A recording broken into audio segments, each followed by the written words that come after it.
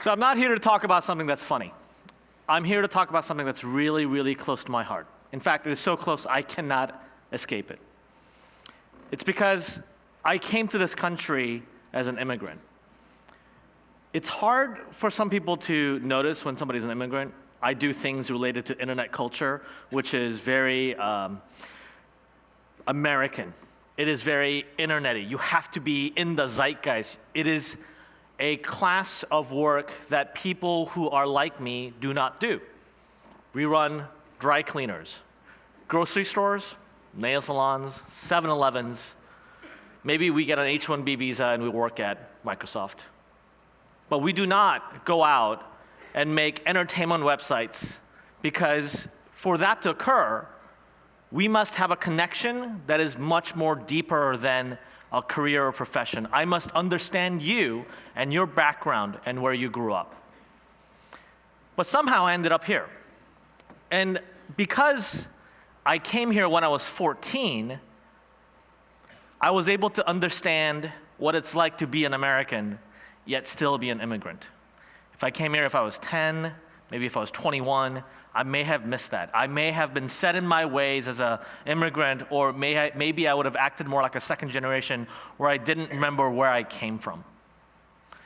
But because I was 14, I remember all these things. I remember living in a one-bedroom apartment with my parents.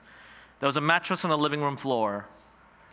I was the only child, so my parents gave me the bedroom, and they slept out on the mattress on the living room floor. And I remember their horror and the shame on their face when I brought my friends home from school.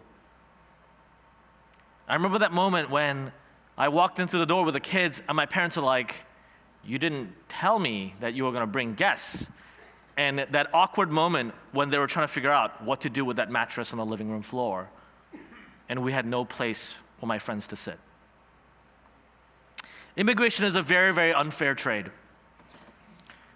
I don't know if many of you have immigrant parents, but they pay for everything.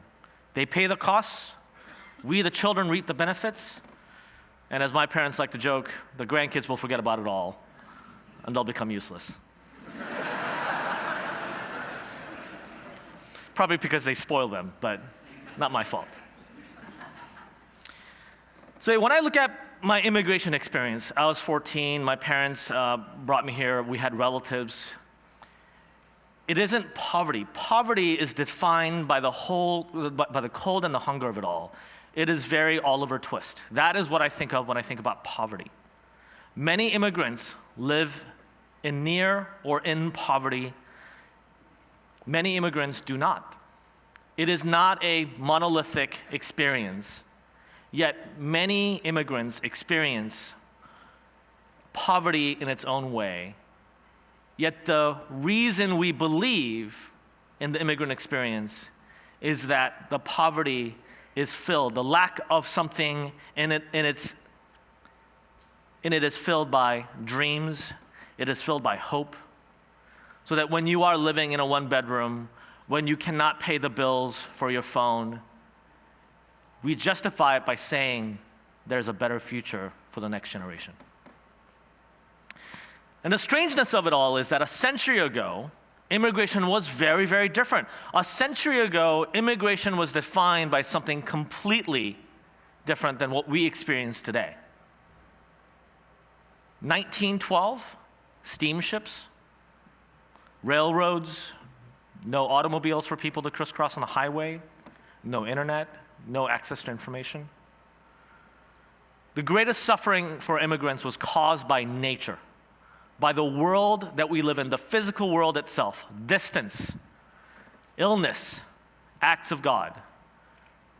Being able to sail around the world to reach America was physically challenging. Your ship could be shipwrecked. You could run out of water. You could die of thirst and disease, and when you got into that train to cross America, you had no idea of what was on the other side. But 100 years later, today, it is vastly different. The suffering immigration is caused by man. It is not nature. For the most part, we have conquered nature.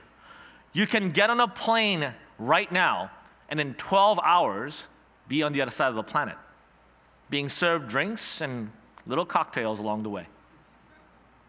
Very different than a steamship. Today, the suffering of an immigrant is man-made by policy. It is separation, not distance. It is, if I leave this country and I'm a Canadian, let's say, I may not be able to get back across the border. I may not be able to visit my friends, because what if they question my immigration status on the border and reject me? This happens a lot more than my Canadian friends like to admit.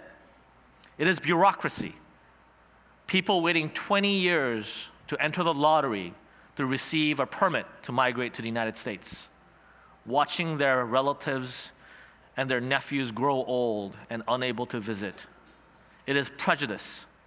It is reading about yourself as an immigrant in the papers and knowing that's not true. It is easier to ship a box of bananas from India than to reunite a child from there with our parents in the United States. The world has gotten small, but we have erected barriers to keep people out. Yet at the same time, if you ask everyone in the United States, they will almost certainly tell you that this country was built on immigrants and immigration. That we are all a nation of immigrants. Yet for some reason, we are uncomfortable with the idea of letting people in. That while we recognize the value and have erected a statue that says, "Give me your tired, your poor, your huddled masses yearning to breathe free,"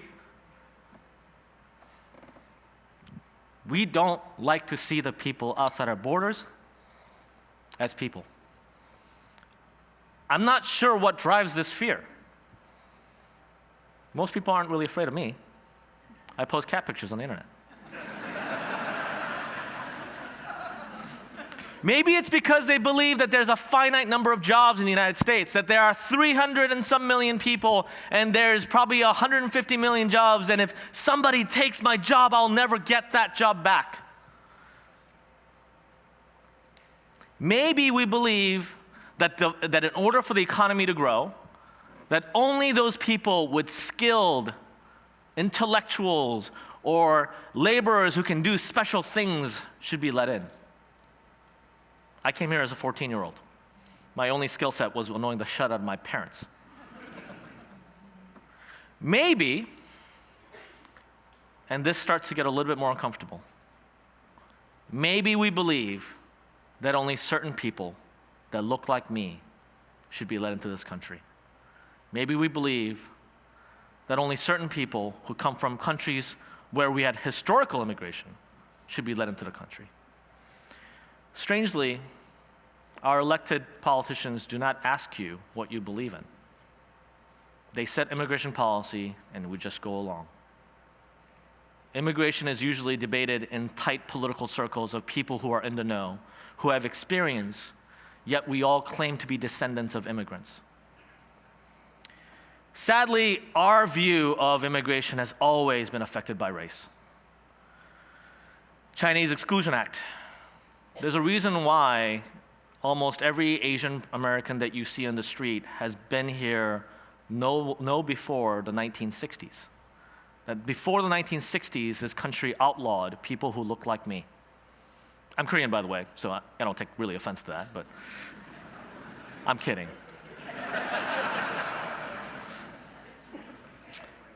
National origins quota system. Fancy words for saying we don't want Eastern European immigrants back in the 1800s. Arizona State Bill 1070. If you're brown, we stop you and ask you if you really belong here. These are actual laws that this country has passed. That is about immigration, about keeping people out and figuring out who to let in. Whatever label you put on them, whatever fancy acronym you can put on them, it doesn't hide the fact that we have very, very outdated views on immigration versus what we actually believe in this room. We don't want to be racist, but somehow we keep letting our politicians pass these bills. And it turns out, as I looked more and more into this, the conclusion that I drew was not that immigration itself is controversial. In fact, one of the reasons why the United States has a growing economy and a growing population, while the rest of the developed world has a birth rate that is declining and declining to a point where they're unable to sustain their own social safety nets and tax base, the reason this country continues to have a population that is thriving, that is diverse, is due to immigration. Most people, most generations who've been in this country for more than 3 or more generations no longer create babies at a rate that actually makes this economy sustainable. In fact, most of our population growth has come from Hispanic migration. If it weren't for them, we'd have more houses than we could fill people with, more dollars and more retirees to support than our working folks can actually provide for. This system is fragile, yet people want to keep everybody else out without recognizing that the system relies on immigration to continue to grow and support itself. So it led me to believe that it's only certain kinds of people that is actually controversial. Maybe it's not just race. Maybe it has to do with origin. Maybe it has to do with religion. When I planned this talk with the TEDx Portland folks, immigration was kind of on the radar. And a week ago, 2 immigrants detonated a bomb in Boston. What was their race? What was their religion? Does it matter? I don't know. After coming to the United States, my father and I worked as a janitor in an office. We were not skilled laborers. There were plenty of Asians to go around. We worked as a janitor. And our suffering of working as an immigrant, making $2,000 a month as an entire family, was actually made harder. We were cleaning out trash cans. The people who in the office that when you worked late come in and empty out the trash, that was us. I remember collecting all the empty soda cans that were in the trash. It was, oh my God, it stunk to high heaven. But I remember putting that in a black plastic bag in the balcony of our one-bedroom apartment. And we had collected enough to, like, literally, we couldn't go out on the balcony anymore. I remember trading that in. It was like my allowance. Empty soda cans. We traded it in and got $150. It was amazing. Like, it was hard labor. I earned it. I still remember the smell of that rotting soda. It was $120 apparently. The immigrant owners of the janitorial business stiffed us. A month of work, my mother, my father, and myself, on all we had to show for was $120.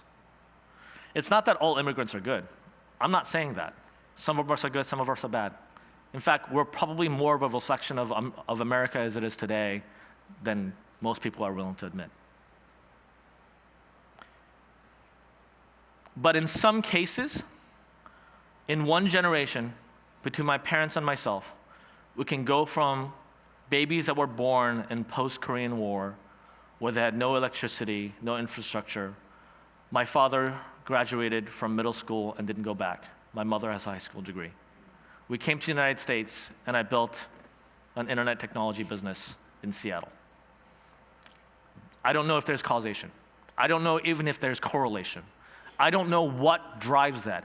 It feels random, but it happens over and over again. More than a third of all American technology startups have at least one immigrant co-founder. I don't know why that is. But what I want to understand is,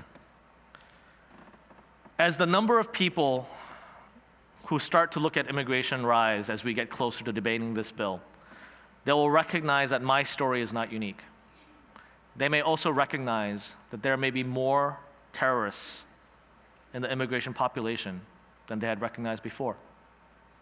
That the good may outweigh the bad. That we do not actually know holistically who these immigrants are. That all these people collectively, when they show up on our borders, we may not be able to judge the character of these people by the passports that they bring. So then the question becomes, who do we let in? Somebody at dinner asked me last night, so who do we let in? What is the answer? I don't know that it's important for me to tell you my answer because it doesn't really matter. At the end of the day, I am one voter, one naturalized American citizen. But it makes me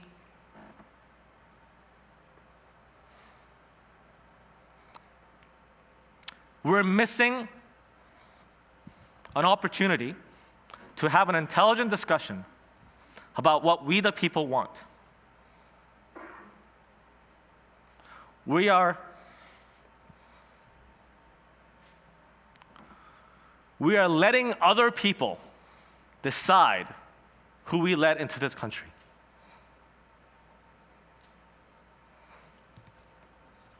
This is the second time I've teared up a TEDx talk. I don't know what's up with that.